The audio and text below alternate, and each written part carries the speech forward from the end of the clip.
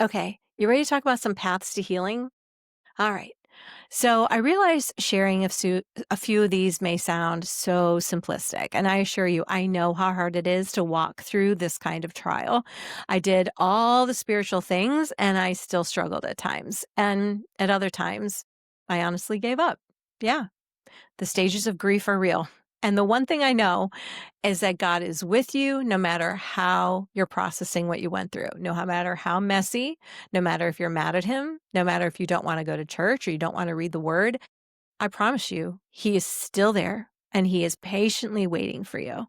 So I'm going to give you some things that helped me and that I went back to time and time again. But just remember, there are no prizes at the end of this journey for who did it best. Okay. All right. Healing does not mean that we go back to the way it was before the abuse. In fact, you'll never be the same. It does mean going forward with wholeness, more confidence, and authority than you ever had before. And here are four things that will help you have more confidence, wholeness, and authority that I just found were really helpful to my journey. Some of them I had to visit multiple times. Okay, number one, grieve honestly. Give yourself permission to lament before God.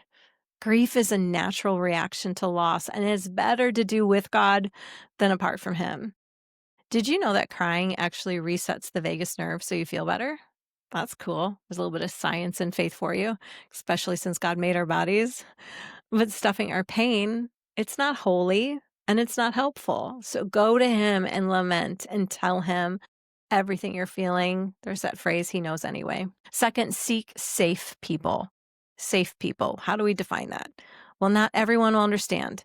Find trauma informed or educated advisors. They will most likely be outside of your current circle and can give you an objective view. But what you're really looking for is more than advice. Look for someone to hold space for you and let you express your pain. It's not gossip. Let's clear up this gossip and slander thing.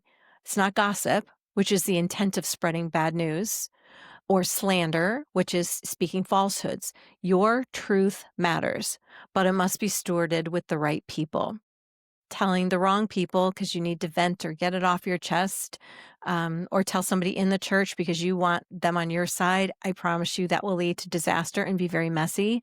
So safe people are people that feel safe for your nervous system, but also safe in the context of your experience. Okay, number three, another step to healing is guard your heart from pride or bitterness.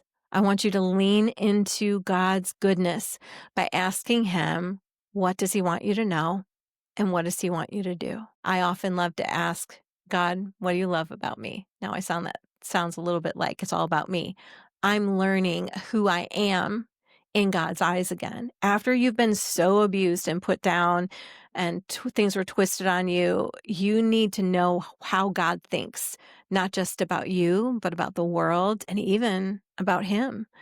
And so coming to Him with those questions and being very open will guard your heart from being prideful and thinking you're better than those people that hurt you. So continue seeking God even when you don't feel like it. It doesn't need to look like your old ways of quiet time. It could be as simple as saying, God, please help me. The fourth one. Okay, this is a hard one, but I promise you, it may not be the first thing you do. It may not be the last. It may come up in layers. And I hesitate to say it because people who've been hurt will say to me, you don't know what I went through. And you're right, I don't. I've had my own pain. And we do have a whole session on this, so you can learn more there. The fourth thing to healing is you need to forgive, not to excuse the abuse, but for you to get your heart set free. Forgiveness is a crucial aspect to the healing process.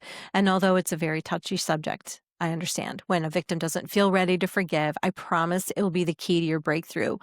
It's just something that happens between you and God, that forgiveness, talking to Him and releasing that person to God and saying, not like, have you heard that phrase? Like, I release, it's like letting God be your vindicator, like you go sick 'em God or something. It's truly releasing to God any ill will.